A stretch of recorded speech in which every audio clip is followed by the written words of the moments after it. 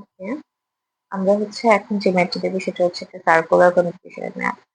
তো এখানে বলা হচ্ছে যে এখানে হচ্ছে একটা হচ্ছে সিকোয়েন্স দেওয়া আছে, x2 একটা সিকোয়েন্স দেওয়া, এন্ড বলা হচ্ছে যে determine x3 such that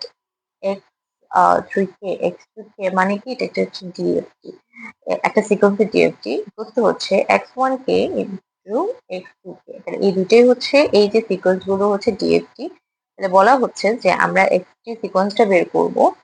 R R x3 সিকোয়েন্সের জন্য আমাদের শর্তটা কি, শর্তটা হচ্ছে যে এই যে এই দুটা সিকোয়েন্স যেটা দেওয়া আছে সেটার ডিএফটি যেটা হবে, ডিএফটি গুণফল সমান হবে x3 এর ডিএফটি সমান, মানে x এর ডিএফটিটা হবে এই দুটা সিকোয়েন্সের ডিএফটি গুণফলের সমান। এখন এটা চাইলে আর বলছে যে ওয়ার এই সবগুলো হচ্ছে 4.8। এটা দুই ভাবে করা যায়, একটা হচ্ছে যে প্রত্যেকটা আমরা ওই যে আগের নিয়ম অনুসারে হচ্ছে টুটাল ফ্যাক্টর ইউজ করে হচ্ছে প্রত্যেকটা ডিএফটি বের করবো, এই দুইটা রুট বের করবো, তারপর গুণ করে তারপর হচ্ছে আমরা যেটা পাবো সেটা হচ্ছে তার এক্স কে, ওখান থেকে সিকোয়েন্স বের করা। আরেকটা জিনিস যেটা করা যায় সেটা হচ্ছে সার্কুলার কমপ্লিকেশন, যেটা হচ্ছে ইজি ওয়ে। আমরা এখন হচ্ছে সার্কুলার কমপ্লিকেশনটা দেখবো। আচ্ছা, তো আমাদের এখানে বলি এটা হচ্ছে আমাদের এক্স 1n, আর এটা হচ্ছে এক্স 2। তো আমরা সহজে যেটা করবো সেটা হচ্ছে এক্স 2 যেটা, সেটা হচ্ছে এভাবে রেখে দিব। আমাদের এক্স 3 টা হবে হচ্ছে আহ এইখানে যেটা থাকবে সেটা হচ্ছে আমরা ফার্স্ট লাইনটাতে লিখবো, মানে এই সারিতে হচ্ছে এটা লিখবো।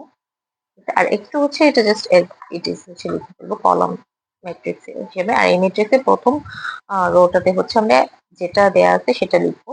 লেখার পর আমরা যেটা করবো লাস্টের যে পজিশন, এই যে লাস্টে কোনটা আছে 1, ঠিক আছে, লাস্টেরটা আমরা সামনে নিয়ে আসবো। লাস্টটা সামনে নিয়ে আসলে কি হবে, লাস্টে বাদ দাও, লাস্টে হচ্ছে 1, এটা যদি সামনে নিয়ে আসে তাহলে জিনিসটা কি হবে 1 2 1 2, মানে এই জিনিসটা জাস্ট সামনে আসবে, বাকিগুলো হচ্ছে পিছনে চলে যাবে। তাহলে কি হবে 1টা সামনে আসবে আর বাকিগুলো হচ্ছে পরে বসবে। জিনিসটা হবে এরকম 1, তারপর বাকি তিনটা হচ্ছে পিছনে এইখান থেকে বসবে 2 1 2 1 2 1 2। আচ্ছা, এটা হচ্ছে প্রথমটা করার পর 3 নাম্বার লাইন। ঠিক আছে, 3 নাম্বার লাইন পর তারপর কি করব, তারপর হচ্ছে এই যে 2 যেটা সেটাকে হচ্ছে সামনে নিয়ে আসবো। সেম ভাবে এখানে তো 1 কে সামনে নিয়ে এসেছিলাম, তাহলে এটা হলো। এখন হচ্ছে 2 কে আমরা সামনে নিয়ে আসবো। আচ্ছা, 2 কে সামনে নিয়ে আসলে কি হবে, এই যে এটা যদি এই সামনে আসে তাহলে 2 1 2 1, 2 কে সামনে নিয়ে আসলাম 2, আর বাকি যে তিনটা 2 ছাড়া যে বাকি তিনটে সেটা এখানে বসবে। Okay, তারপর তো সেম, তাহলে এখানে লাস্টেরটা কি 1 কে হচ্ছে সামনে নিয়ে আসবো, তারপর হচ্ছে আগের যে তিনটে সেটা হচ্ছে পরে লিখবো।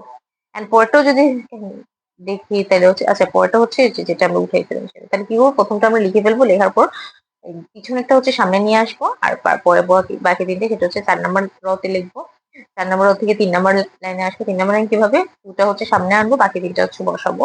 তারপর সেকেন্ড লাইনটা কিভাবে আসবো, লাস্টেরটা হচ্ছে ফার্স্টে নিয়ে আসবো, তারপর বাকি তিনটা হচ্ছে বসাবো। এভাবে হচ্ছে আমাদের পুরো ম্যাট্রিক্সটা হচ্ছে কমপ্লিট।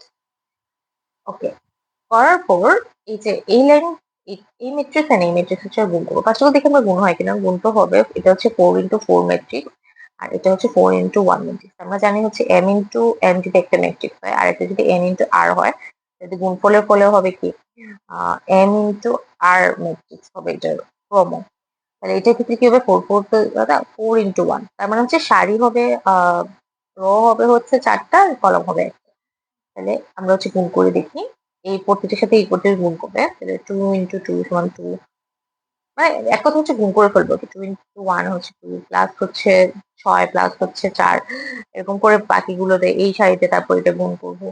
তাহলে কি হচ্ছে 1 1 1, তারপর হচ্ছে প্লাস হচ্ছে 4, প্লাস হচ্ছে এটা 3 × 1 3, প্লাস হচ্ছে 8, এভাবে হচ্ছে বাকি সবটি করবো, করার পর যোগ করলে এই যে এটা আনসার আসছে, এটা হচ্ছে আমার কি x3, ঠিক আছে।